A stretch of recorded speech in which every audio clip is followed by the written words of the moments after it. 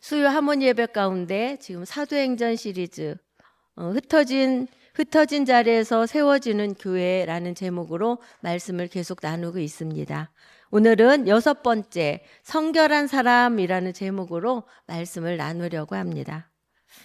예루살렘 교회에는 유대의 박해에도 불구하고 헌신적인 유무상통의 신앙 공동체 생활을 통하여 은혜와 사랑이 넘치고 성령이 충만한 가운데 성장하고 있을 때의 일입니다. 우리 모두가 알고 있는 것처럼 그때 예루살렘 교회는 외적인 핍박이 아니라 내부에서 발생한 아나니아와 삽비라의 일로 심각한 위기로 몰아갈 수 있는 중대한 사건이 일어났습니다. 성령과 사도들을 속이려 했다가 심판을 받아 그 자리에서 사망하는 일이었습니다. 이들 부부가 거짓을 말한 것에 대하여 절대 잘했다고 말할 수는 없지만 어떤 사람은 이 일에 대하여 도무지 이해할 수 없다고 말할 것입니다. 헌금은 어디까지나 자원해서 드리는 것인데 거짓말을 했기로 사람의 생명을 그 자리에서 죽이셔야 했을까입니다. 도무지 이해할 수 없는 일은 뒤에 가서 답을 만나게 될 것이고요. 지금은 아나니아와 삽비라에 대하여 베드로는 성령과 사도들을 속이려 했다가 하나님의 심판을 받았다는 사실입니다. 그런데 생각해 보세요. 생명을 지으신 하나님께서 한 생명을 죽이셔야 했다면 죽일 만큼 중요한 의미와 교훈이 담겨 있지 않을까요? 그 말씀을 살펴보겠습니다. 첫 번째로 감동받은 아나니아와 삽비라는 집을 팔았습니다. 구약 성경이 간절히 바라던 사랑의 공동체인 예루살렘 교회는 사도들의 확신에 찬 설교와 성령의 능력 있는 역사에 힘입어 날마다 믿는 무리의 수가 더하였습니다. 복음을 신뢰하는 교인들이 어우러져 부유한 사람들이 자기 재산을 팔아 공동체 가운데 가난한 사람, 억울한 사람 혹은 불행한 사람이 없도록 자신의 가장 중요한 것들을 희생하여 구체적인 실천을 하였습니다. 그 중에 바나바도 밭을 팔아 그 값을 사도들 발 앞에 두었습니다. 그때 아나니아와 삽비라 부부가 등장합니다. 이들이 언제 예수님을 영접하고 교회에 등록했는지 알려지지 않습니다. 또 이 부부가 왜 자기 재산을 팔아서 어려운 사람들을 도와주려는 마음을 갖게 되었는지에 대한 정보도 없습니다. 그러나 아나니아와 삽비라는 천국과 같은 예루살렘 교회에서 좋은 믿음의 사람들의 헌신을 보면서 적지 않은 감동을 받고 자연히 우리에게도 소유가 있으니 그것을 팔아서 저렇게 거룩한 헌신을 하면 좋겠다라고 두 사람은 아주 진지하게 이야기했을 것입니다. 왜냐하면 아무리 믿음이 좋은 사람이라도 집을 팔아 아낌없이 내어놓는 것은 쉬운 일이 아닙니다. 그런 관점에서 본다면 아나니아와 삽비라의 결정은 하나님에 대한 신앙과 선한 마음과 좋은 믿음의 기초를 가지고 바치려는 마음이 분명히 그런 마음이 있었을 것입니다. 예를 들어 송원교회 어느 장로님께서 자기 재산을 팔아 좋은 일에 열심히 헌신하는 모습을 보았다면 여러분은 그 모습을 보면서 와 좋다, 내 집을 팔아서 저런 일을 하고 싶다까지는 얼마든지 할 수 있지만 막상 그렇게 하기까지는 쉽게 결정할 수 있는 일이 아닐 것입니다. 우리도 하나된 사랑의 공동체인 교회 안에서 땅을 팔아 내놓아야 하는 일은 아니지만 우리 눈에 보이는 대로 판단하여 믿음을 쉽게 이야기하며 상처 주는 일들이 있습니다. 이런 사람은 믿음이 이렇네, 저 사람은 믿음이 시원찮네 하면서 쉽게 말합니다. 또 무엇이 있을까요? 나는 내 돈 1,000원 내는 것을 아까워하면서 남이 내는 10,000원에 대해서는 그만한 능력이 있으니 당연히 낼 만큼 내는 거야 합니다. 나는 봉사하는데 단 10분도 쪼개어 봉사할 수 없으면서 다른 사람이 하루 종일 교회에서 열심히 일하는 것을 보면서 그만한 여유가 있으니, 시간이 있으니 당연히 할 수 있는 일이라고 말합니다. 나는 약속된 봉사 시간도 갑자기 걸려온 친구 전화 때문에 취소할 수 있으면서 지금 당장 교회로 달려오라고 전화하면 무조건 달려와야 한다는 것이 당연하다고 생각합니다. 결론은 헌금하는 일도 봉사하는 일도 그렇게 쉽지 않은 것을 생각한다면 지금 아나니아와 삽비라 부부의 생각과 결심이 집을 판 것까지는 매우 훌륭하고 아무나 할 수 있는 일이 아닌데도 한 것을 볼 수 있습니다. 아나니아와 삽비라 부부에게 탐심이 개입되지 않았더라면 이는 칭찬받아야 하는 일이고 좋은 신앙인이 되었을 것입니다. 아나니아와 삽비라가 처음 가졌던 마음을 잃어버리지 않았다면 자신이 가장 중요한 것을 희생하여 천국과 같은 모습으로 함께 하였을 것입니다. 그러므로 여러분, 우리에게 주시는 마음이 있습니다. 봉사하는 일에도, 다른 사람을 섬기는 일에도, 교회 일 할 때도, 봉헌을 할 때도 우리의 영혼을 도둑질하는 탐심을 경계해야 합니다. 내면의 욕망의 소리에 귀 기울이지 말고 거룩하신 하나님의 음성에 언제나 귀 기울이고 처음 마음을 끝까지 잃어버리지 않는 것입니다. 우리의 영혼을 구원하는 길로 인도하시는 은혜 가운데 나아가는 우리 모두가 되기를 간절히 바랍니다. 두 번째로, 사단에게 마음을 빼앗기면 물질의 지배를 당합니다. 성경은 믿는 무리들이 한 마음 한 뜻이 되어 모든 물건을 통용하고 자기 재물을 자기의 것이라 하는 사람이 없었던 예루살렘 교회의 천국과 같은 모습을 보면서 감동을 받아 집을 실제로 판 아나니아와 삽비라 부부는 언제 그들의 마음이 어그러지기 시작했을까요? 아마도 집을 판 후 돈을 받았을 때일 것 같습니다. 집을 팔아 돈을 만든 후 무슨 사정인지 부부가 함께 오지 않고 아나니아가 먼저 사도들이 있는 곳에 도착하여 그 돈을 사도들 앞에 내어놓았습니다. 그 돈은 전부가 아니었습니다. 사도행전 5장 2절 말씀을 제가 읽어드리겠습니다. 그 값에서 얼마를 감춤해 그 아내도 알더라. 얼마를 가져다가 사도들 앞에 두니. 아나니아는 아내와 의논해서 사도들에게 돈을 내어놓기 전에 이미 일부만 내어놓기로 합의하고 일부를 내놓았던 것입니다. 그렇게 얼마를 감추고 온 아나니아는 그 돈이 전부인 양 하였지만 베드로는 거짓을 말하고 있음을 알고 있었습니다. 사도행전 5장 2절에서 4절 말씀을 쉬운 성경으로 한번 함께 읽어보도록 하겠습니다. 아나니아는 땅을 판 돈에서 얼마를 떼어 몰래 숨겨놓고 나머지만 사도들 앞에 갖다 놓았습니다. 그의 아내도 이런 내막을 다 알고 있었습니다. 그때 베드로가 말했습니다. 아나니아여, 어찌하여 사탄이 그대의 마음에 가득하여 성령을 속이고 땅을 팔아 받은 돈 가운데 얼마를 떼어 놓았소? 그 땅을 팔기 전에도 그대의 것이었고 판 뒤에도 그 돈을 그대의 마음대로 할 수 있었소. 그런데 어찌하여 성령을 속일 마음을 먹었소? 그대는 사람을 속인 것이 아니라 하나님을 속인 것이요. 여러분에게 여쭙겠습니다. 이 땅을 팔기 전에는 누구의 것이었을까요? 맞습니다. 아나니아의 것이었습니다. 그 땅을 판 뒤에도 그 돈은 아나니아의 것이었습니다. 그렇다면 아나니아가 그 소유를 가지고 있을 때에도 팔아서 가지고 있는 돈도 아나니아와 삽비라의 것입니다. 그러므로 전부를 내어놓든 일부를 내어놓든 오직 아나니아가 마음먹기에 달렸다는 것입니다. 왜냐하면 소유권이 아나니아의 것이기 때문입니다. 전적인 그의 권한 아래 있기 때문입니다.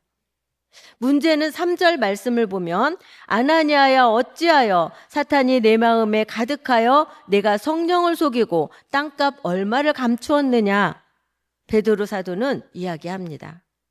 이를 볼 때 베드로는 일부를 떼어놓고 전부를 드린 것처럼 하고 있는 이것을 심각한 죄로 여겼습니다. 이런 아나니아의 행동을 베드로는 하나님을 대적하고 성령을 속인 것이요, 아나니아의 마음에 사탄이 가득 차지하고 있다고 보고 있습니다. 어떻게 되었을까요? 아나니아는 허망하게 거꾸러져 죽었습니다.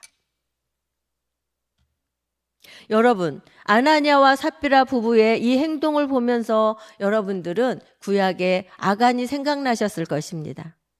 가나안 정복 당시 하나님의 전리품 일부를 감추어 둠으로 구약 성민 공동체를 위기에 처하게 하였던 아간에게 여호수아는 돌로 쳐 죽이게 하였습니다. 아간을 죽이지 않고 살려두었다면 이스라엘 백성들은 가나안 족속과의 싸움에는 관심이 없고 전리품 얻는 것에만 목적으로 싸우는 산적대들로 변질될 수 있었기 때문입니다. 그렇다면 아나니아와 삽비라 부부에게 죽음의 형벌을 내리신 것을 동일하게 보면 될 것입니다. 그 징벌도 초대교회 성도들을 교회 내에서 결코 거짓말을 행할 수 없다는 사실을 경고받고 하나님을 경외하게 되었기 때문입니다. 11절 말씀에도 온 교회와 이 일을 듣는 사람들이 다 크게 두려워하였고 더 나아가 불신세계 사람들까지 하나님을 전능하신 분으로 여기게 되었습니다. 그런데 아나니아와 삽비라는 왜 속이고 거짓말을 했을까요? 불확실한 미래, 현실의 안락한 삶을 포기할 수 없어서? 아니면 돈은 현실을 보상해주고 편안하고 즐겁게 할 수 있지만 돈이 없으면 현실의 삶이 고통스럽기 때문이었을 수도 있었을 것입니다. 어쩌면 그들은 재산을 팔았지만 현실을 보장해주는 돈을 완전히 버릴 수 없어서였을지도 모릅니다. 그리고 제가 참고한 곳에는 이들이 명예 속에 사로잡혀 집을 팔았으나 바칠 재산이 아까워 바치지 못하고 일부만 바치고 다 바친 것이라고 속인 것이라고 쓰여 있었습니다. 그렇습니다. 베드로 사도도 아나니아를 정죄한 이유는 그 소유를 팔아 일부만 바쳤기 때문이 아니라 일부를 바치고도 전부 바친 것이라고 거짓을 말하였기 때문입니다. 여러분도 아나니아와 삽비라의 죽음을 보면서 어떻게 회개할 기회도 주지 않고 죽음의 심판을 하셨을까 생각할 수 있는데요. 칼빈 선생님은 이들의 죄는 하나님을 업신여긴 죄, 하나님께 거짓 봉헌을 한 죄, 교회에서 명예를 얻으려고 패역한 허영심에 물든 죄, 주님의 사랑을 배신한 죄, 위선한 죄, 거룩한 교회로 죄를 오염시킨 죄라고 하였습니다. 아나니아와 삽비라가 한 것은 하나님을 기만하고 교회에 치명적인 해악을 끼칠 정도의 엄청난 죄악이었다는 것입니다.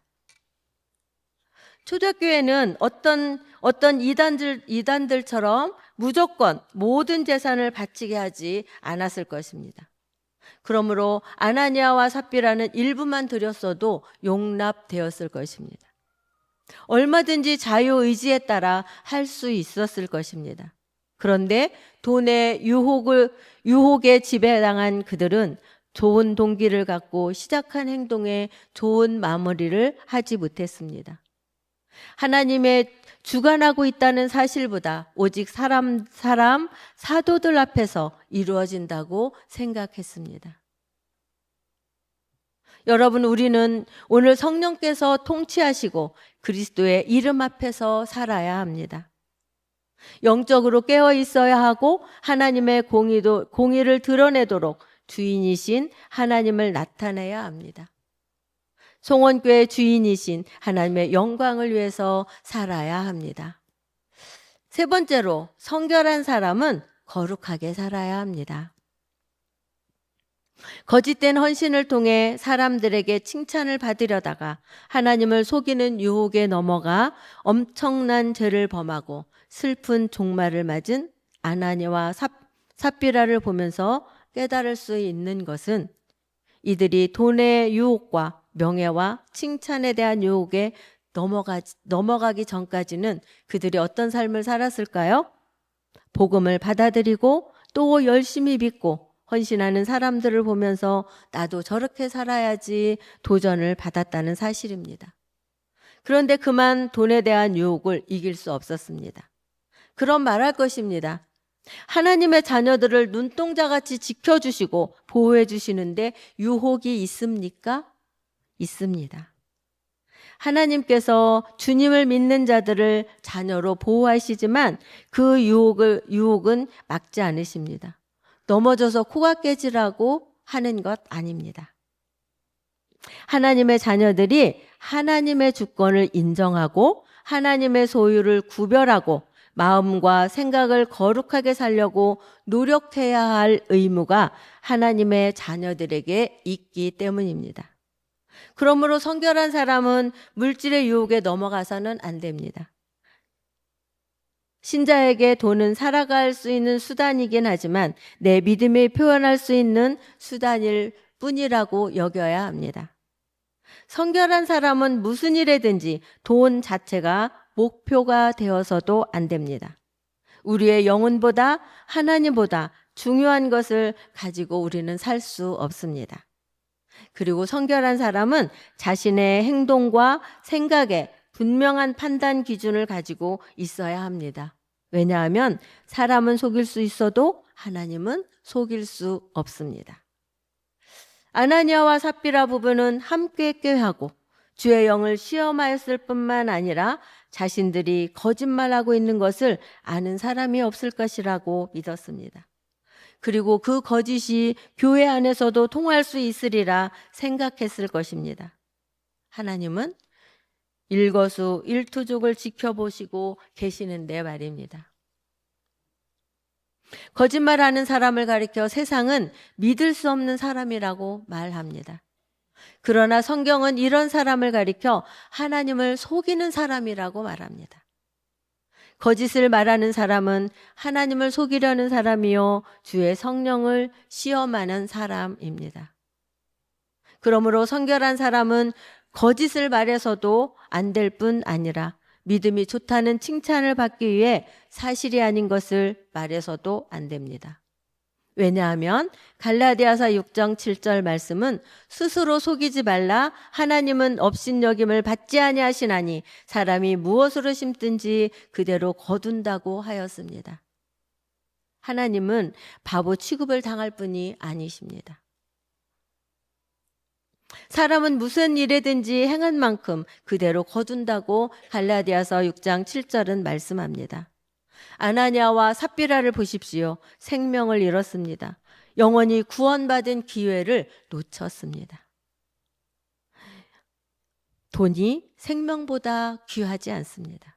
명예와 칭찬이 하나님을 속이는 일을 하고서라도 얻어야 할 만큼 귀하지도 않습니다.